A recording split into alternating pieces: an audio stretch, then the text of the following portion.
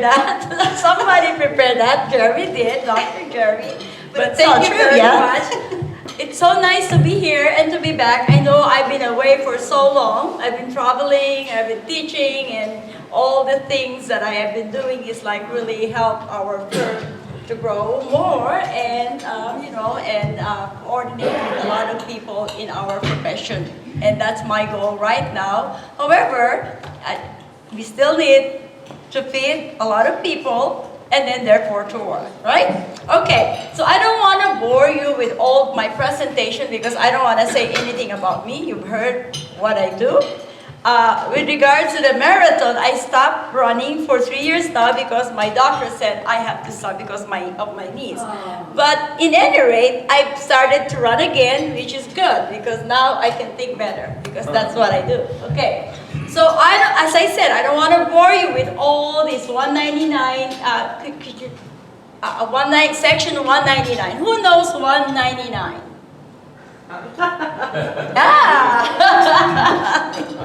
Okay, what is a 199 deduction? The reason why I choose this is because most of us here are all sole proprietor, an S corporation, an LLC. Those are called the pass-through entities, right? Who is a sole proprietor among us? Most of us, right? We're here because we have our own business. So this is kind of like the important topic that only became effective for 2018. So if you haven't filed your tax return, this is one way of saying your CPA, your accountant, I want to make sure that you're getting my 199 deductions, okay? So it's not for all because, like, for example, so let me tell you who are affected by this. Partnership, if you are a partnership, that's a pass-through, meaning to say you're getting a statement of K1. And then if you're an S corporation, it's also pass-through even though you're by yourself. So all your income pass through to your individual income tax return. As I said, sole proprietorship, right? So you are also qualified to get that Section 199 deductions, and I'll tell you more. And of course, the LLC as tax is either a partnership or a corporation. It doesn't mean that if you're an LLC, you can just be taxed as an LLC. You can really choose if you want to be an S or a C or a partnership. An S corporation. So now, who are eligible taxpayers? Individuals, if you have a trust, estates, and well, of course, not all of us are farmers, but it is on agricultural cooperatives. All right, so what is qualified business income? It must be Section 162, where I'm sure you don't know that, but it's about Section 162 is about deductions for your trade or business. A trade could be a rental property because you're renting your property. Like, for example, Ian has some rental property here, right, Ian? Yes. Yes, so that is qualified.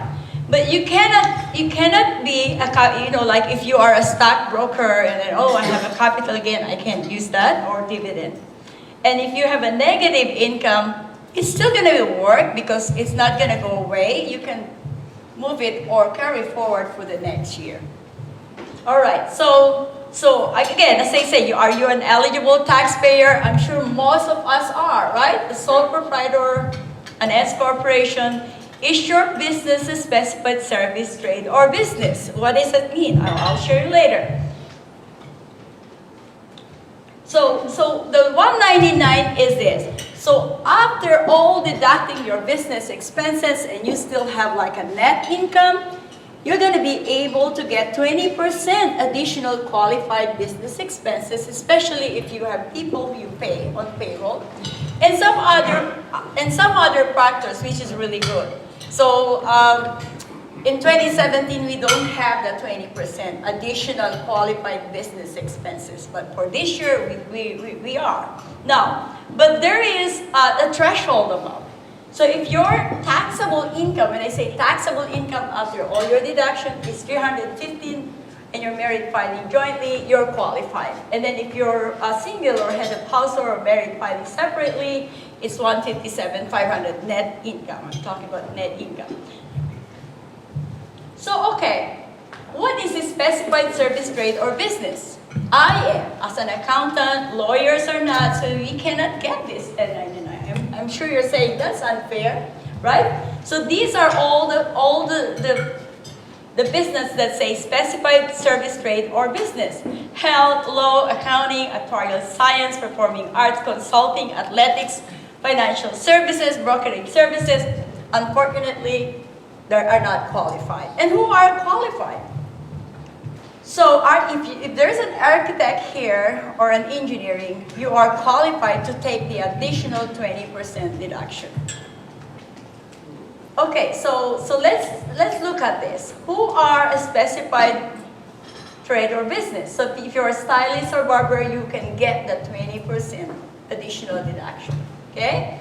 If you are member of the board of directors, let's say in your business, you can't, because it's called a specified service trade or business.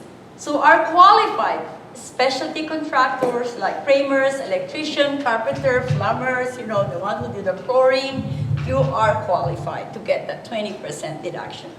Attorney, as I said, I'm sorry, you can. A doctor, you cannot. Qualified architect, as I mentioned, is qualified. Engineer, and of course, accountant, we can. Even the bookkeeper, we can, So anyway, so insurance agents are qualified. So I know we have some insurance agent. Headhunters are qualified, so they can take the 20% if I say qualified.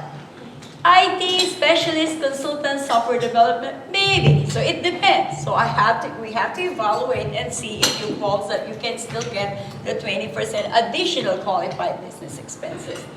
And chef, personal trainer, photographers, those are qualified. Professional athletes, if for example I decided to be a professional athlete, like running marathon, I can. A singer as well. Qualified singer, manager, singer's manager, yes, because they really don't sing, right? So they manage. So okay, and here are the other. Printing business for Mike, you are qualified. Manufacturer, wholesaler, retail of medical equipment and supplies. I have a client who is in cheese business. They are qualified. Health club are qualified. Nursing home, assisted living, they're also qualified. Unfortunately, veterinarian, they said that are they going to give consulting to the dogs? Those are really big questions, right? But they are not qualified. Lobbyists, they're not. Real estate broker or agent, they are qualified. And well, the Boston Bruins, they just said that, yes. And there is all the other lists. Like if you need this list, then you let us know, we'll give it to you. Yes. Okay. All right, so this is probably all of the above. So if you fall into this, it's a qualified, you can take the 20% deduction.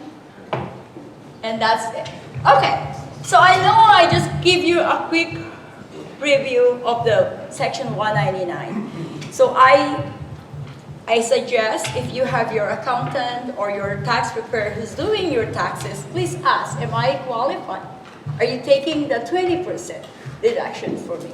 So that's important to us. But I'm sure all of these people, all of us, will always tell our client, you are qualified.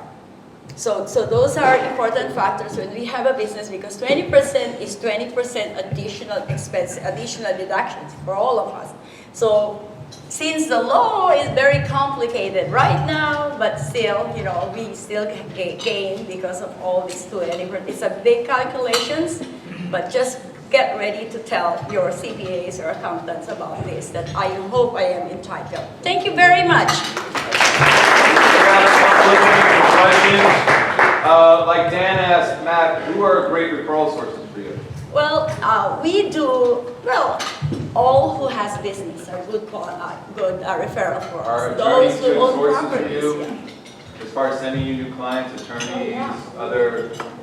Like, for example, estate planning attorneys, if they know if they need to probate something, if someone's passed away, they may need accounting services. Would that be a good lead for you? Yes. We do a lot of trust accounting for many estate lawyers. So that's what we do. I do estate tax. Before I formed the Cristobal Company, I've been working with the firm for 10 years. So what I do is estate tax return and gift tax and trust. So that's what I do. Yes. So we deal with a lot of lawyers, especially estate lawyer. Yes. Judy, you have something, Judy? Yeah, I just wanted to ask about this 20%. Does it start in 2018 or 19? 18. Oh, it starts for 18? Yes, for Excellent. tax year 2018. Yes. And what was the number? I didn't make a note. 20%. So you're gonna get 20% additional qualified business Yeah, expense. but was it a law that started with 5 something and it went away? The code number. Oh, the threshold? The number, The yes. threshold? Section 1. Oh, you wanna know, the section 199. It's called the Right. section 199A. Yes. Okay, but then So they when you- also All right, another Judy, law. okay, Okay, Judy. fine. Yeah, okay. Jerry has When you something. say 20%, you're talking about you take your taxable income after all the deductions, credits, and then is that given as You a get credit? additional 20%. 20% Yeah. blanket Yes, on the top, yes. and that's given as a credit?